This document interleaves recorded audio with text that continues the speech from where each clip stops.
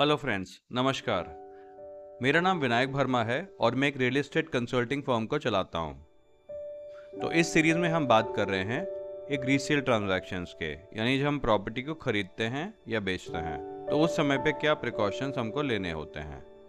तो जब भी आप ये अग्रीमेंट बनाएं बयाना का, या आप टोकन अमाउंट ले रहे हैं, तो उस समय पे जो एक अच्छा अग्रीमेंट बनेगा जिसके अंदर आप डेल्टा कंपोनेंट, जिसको हम कैश बोलते हैं, उसके बारे में लिखते हैं, चेक के बारे में लिखते हैं, कैसे कैसे वो पेमेंट जाएंगी वो लिखते हैं। हम सब जानते हैं कि डेल्टा और कैश या फिर चेक, ये सब चलता ही है। ये सिस्टम भी जानता है, हम भी जानते हैं, हर कोई जानता है, पुलिस भी जानता है, इनकम टैक्स भी जानता है। बट फिर भी ये सिस्टम अभी तक तो इंडिया में पैन इंडिया चलता है। तो इसमें हम समझते हैं क्या इम्पोर्टेंट पॉइंट है। तो जब भी आप ये अग्रीमेंट बनाएं तो इसको आप नोटरी करा लें, अगर हो सकता है पॉसिबल तो।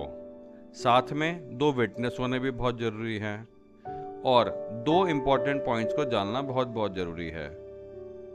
जो भी पर्सन इस प्रॉपर्टी को सेल कर रहा है, अगर वो सपोज इस अग्रीमेंट को अबाइड नहीं करता, तो जो भी उसने बयाना या टोकन अमाउंट लिया है उसका डबल द अमाउंट उसको वापस करना पड़ेगा।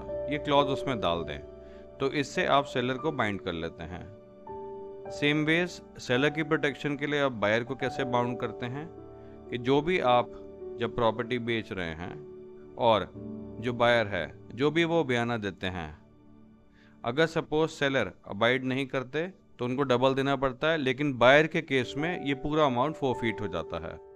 यानी अगर बायर ने समय पे आपको पेमेंट नहीं किया या इस जो भी इसके अंदर प्रोविजंस हैं उसको अबाइड नहीं किया, तो अग्रीमेंट नल एंड वॉइड हो जाता है। मतलब अग्रीमेंट की टर्म्स को वो फुलफिल नहीं कर पाता है, तो जो बायर है उसका अमाउंट जो भी उसने बयाना दिया है वो उसको वापस नहीं मिलता, वो फोरफिट हो जाता है। तो इसमें बायर भी बाउंड हो जाता है। आने वाली वीडियो में हम और पॉइंट्स के बारे में समझेंगे कि कैसे हम अपने रीसेल ट्रांजैक्शंस को स्मूथ वे में कर पाएँ। तब तक हमारे साथ जुड़े रहें। नमस्कार।